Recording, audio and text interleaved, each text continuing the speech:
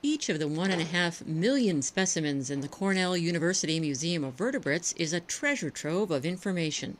Whether frog or fish, bird or bat, every one contains messages from the past. Messages we are still learning to decode. Messages that help us understand how and why creatures change over time. This is our Philippine monkey-eating eagle.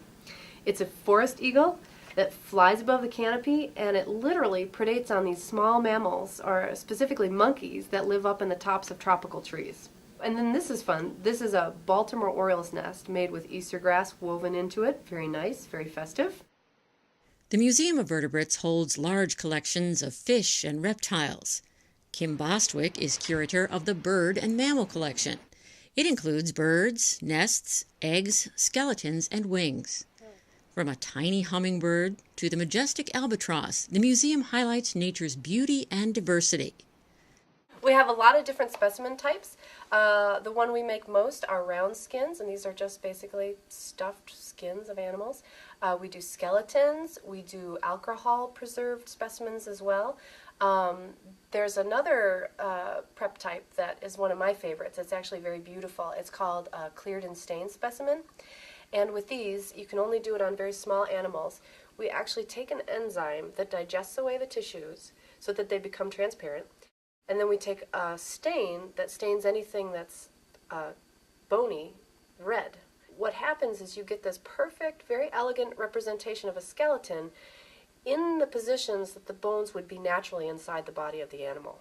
Preparing bird specimens for the collection is complex. Biology students receive hands-on training in how to remove skeletons and organs, how to stuff the specimen cavity, and then carefully arrange the bird's feathers. It takes many hours to get the first study skin done right. Outside, yep, the outside, yep, right there. And that's where you're going to do the scrape.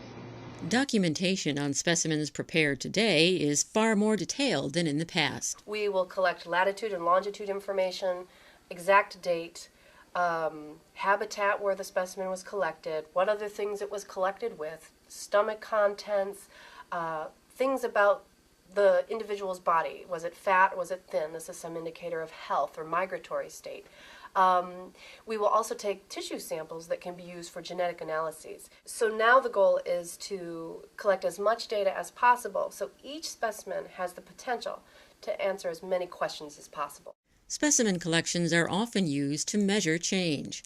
A classic example is the connection made between the thinning of raptor eggshells and the use of the pesticide DDT. Scientists made the discovery by comparing the thickness of eggshells collected in the 1880s with that of eggs from the 1960s, after the chemical came into use. The subsequent ban on the pesticide helped stop the decline of raptor populations, including the peregrine falcon. What's really special about natural history collections is that they're a record of how things have changed with time. In fact, we have this one guy who's in our collections right now measuring the wing shapes of birds. And these are common birds, chickadees, nuthatches, sparrows. And what he's found is that the wing shapes of these common species have changed in the last 100 years. And that's because the forests 100 years ago are very different from the forests those birds are living in now. Over time, study techniques have also evolved, especially in genetics. So even very old museum specimens continue to yield new information about biology and evolution. We can look at a population and figure out whether it's becoming less genetically diverse with time. We can figure out how one species is related to another species through looking at its genes. The Cornell University Museum of Vertebrates continues to grow. New bird specimens are taken in from window strikes, road kills, or other accidental deaths. Some birds and animals are still collected from the wild, though far fewer than in the past and with restrictions. We don't collect anything that's endangered or threatened. We would never do anything to endanger a species. And that's really the distinction we like to make, which is that we take individuals in an effort to preserve whole species. Museum specimens are time capsules. Basically, with them, we will be able to answer 100 years from now questions that we didn't even know we were going to want to ask.